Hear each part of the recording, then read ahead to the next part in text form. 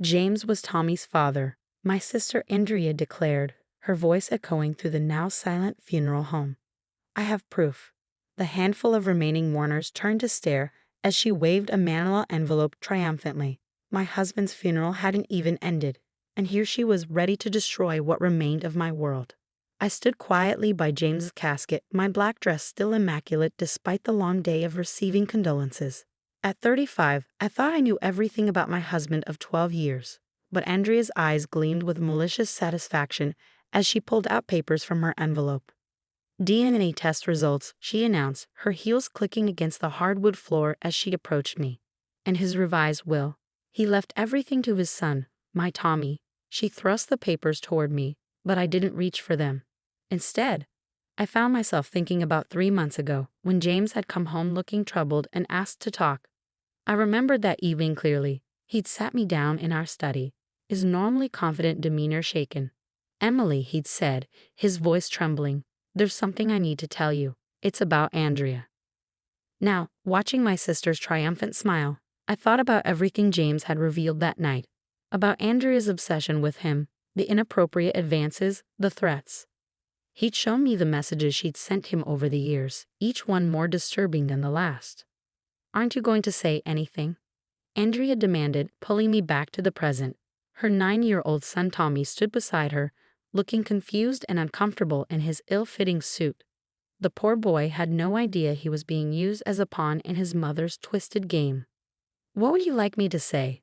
I asked calmly, smoothing my dress. My composure seemed to irritate her further. "Your marriage was a lie," she spat. "James loved me. Tommy is proof of that. Everything you thought you had with him was fake." She turned to address the shocked onlookers. "My sister stole James from me in college. I was the one he really wanted." I noticed our mother in the corner, her hand covering her mouth in horror. Dad had left years ago, unable to deal with Andrea's increasingly erratic behavior. Now I understood why he'd warned me to be careful around her. "The will is very clear," Andrea continued, her voice rising. "James changed it just before his accident. Everything goes to his true heir, my son. The house, the savings, everything. You get nothing, Emily, nothing." I watched Tommy shrink further into himself, clearly distressed by his mother's behavior. My heart ached for him. None of this was his fault. "Are you done?" I asked quietly. My calm response seemed to throw her off balance. She'd expected tears, denial, maybe even a scene. Instead, she got measured composure. You don't seem surprised," she faltered, her triumphant smile wavering. "Why would I be? James told me everything 3 months ago." The color drained from her face. What?" I reached into my purse and pulled out my own envelope. "He told me about your obsession, Andrea. About the stalking, the manipulated photos, the fake messages. He showed me everything." "You're lying," she whispered, but uncertainty had crept into her voice. "He'd also told me about how you claimed Tommy was his son. That's why he agreed to the DNA test." I paused, letting my words sink in. He wanted proof, one way or another. "But what you didn't know was that he had a second test done, one you couldn't manipulate." Andrea's hands began to shake. The remaining mourners watched in stunned silence as I continued. "James was dying, Andrea. The accident didn't kill him, the cancer did. He knew you'd try something like this. That's why he spent his last months gathering evidence, protecting our assets, and making sure the truth would come out." "No," she shook her head violently. "No, you're lying. I have proof." "You have forged documents," I corrected gently, "just like the ones you tried to use 5 years ago with your former boss." "Yes, James told me about that too. About how you claimed your son was his, how you tried to extort money from him. It's all documented." Tommy looked up at his mother, confusion and hurt in his eyes. "Mom, what's Aunt Emily talking about?" Andrea grabbed Tommy's arm. "Don't listen to her. She's just jealous. James loved us." "James never touched you, Andrea. The real DNA test proves it. Tommy deserves better than to be used as a weapon in your vendetta against me." The room had grown so quiet you could hear a pin drop. I opened my envelope, ready to reveal what James had left me, the truth that would change everything. But that would have to wait for another moment because Andrea's face had contorted with a rage I'd never seen before. Andrea lunged forward, her perfectly manicured nails reaching for my envelope. I stepped back, keeping my composure even as she lost hers completely. "You've always been jealous of me," she screamed, her carefully crafted image crumbling.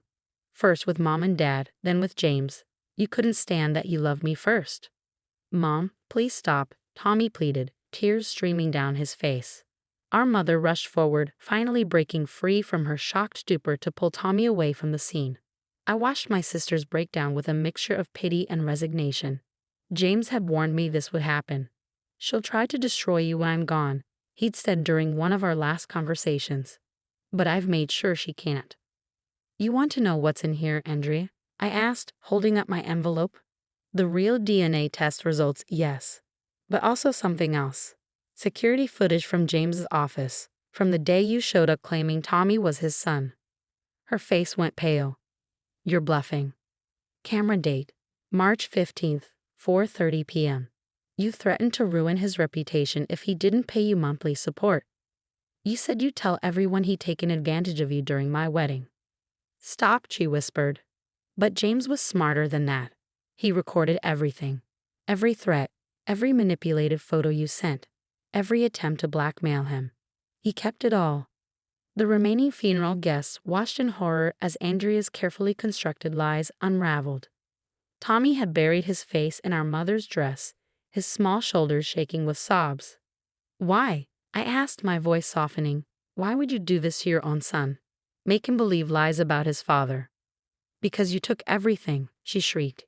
"You were always the perfect one, the responsible one, the one they loved best. Then you took James too." "I didn't take James, he chose me, and you spent 12 years trying to destroy that choice."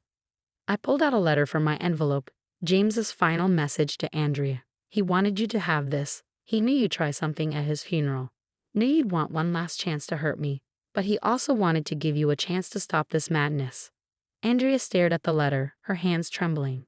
"In this envelope," I continued, "there's also a check. Money for Tommy's therapy, his education, his future. James knew the boy shouldn't suffer for his mother's actions. But there's a condition." "What condition?" she asked, her voice barely audible. "You get help, real help, the kind you've needed since we were teenagers. James arranged everything. The best psychiatric facility in the state, full coverage, complete confidentiality. You just have to choose to take it." The fight seemed to drain from her body. She sank into a nearby chair, the weight of her lies finally becoming too heavy to bear. "What about Tommy?" she whispered. "Mom will take care of him while you're getting treatment." James thought of everything. He knew Tommy would need stability, support, and most importantly, the truth. Our mother stepped forward, still holding Tommy protectively. "Andrea, please, let us help you. Let Tommy have a chance at a normal life." I watched as my sister's carefully constructed facade crumbled completely. The designer outfit, the perfect makeup, the practiced confidence, it all fell away, leaving only a broken woman who'd spent years living in a fantasy of her own creation. I never meant," she started, then broke down in tears. I knelt beside her, remembering the sister she used to be before the lies consumed her. "I know," I said softly, "but it's time to stop. For Tommy's sake, if not for your own." Tommy approached us cautiously. "Mom," his voice quivered. "Is it true? About my real dad?" Andrea looked at her son, really looked at him, perhaps for the first time seeing the damage her lies had caused. "I'm sorry," she whispered. "I'm so sorry, baby." As I watched my sister finally face the truth, I felt the weight of James's foresight. He'd known this day would come, had prepared for it meticulously, not just to protect me, but to try and save what remained of my family. The real will, the one Andrea hadn't known about, didn't just provide for Tommy's future. It created a path toward healing for everyone involved. James, even in death, was trying to fix what my sister had broken. Mother took Tommy home that evening, while Andrea, finally accepting reality, agreed to check herself into the facility. As I watched them leave the funeral home, I pulled out one last letter from my envelope. James's final words to me. I sat in our bedroom that night, James's final letter in my hands. The house felt eerily quiet, so different from when his laughter used to fill every room. With trembling fingers, I opened his last message. "My dearest Emily, if you're reading this, then everything has played out as we expected. I'm sorry you had to face Andrea's accusations on the day of my funeral, but I knew it was coming. I hope the preparations we made helped ease that burden. You were always stronger than you knew. That's why I fell in love with you all those years ago, not just your kindness or your beauty, but your quiet strength.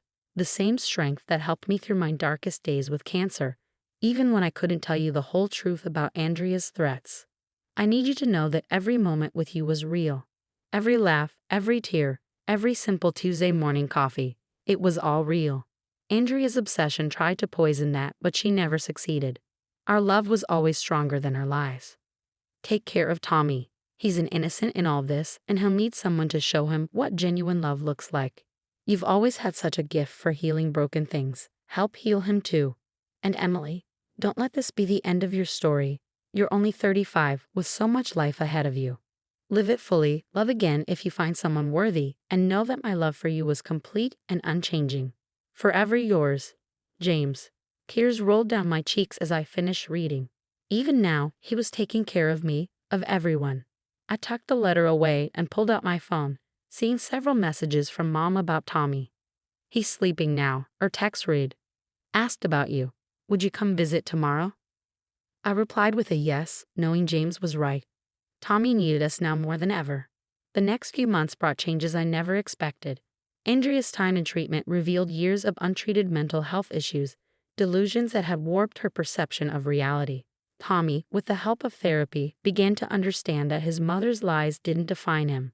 I kept my promise to James, becoming a steady presence in Tommy's life.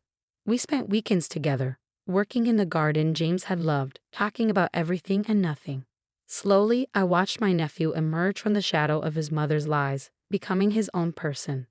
6 months after the funeral, I received a letter from Andrea. Her handwriting, once sharp and aggressive, had softened. Dear Emily, the doctors say writing this letter is part of my healing process, but the truth is I've owed you these words for years. I'm sorry for everything.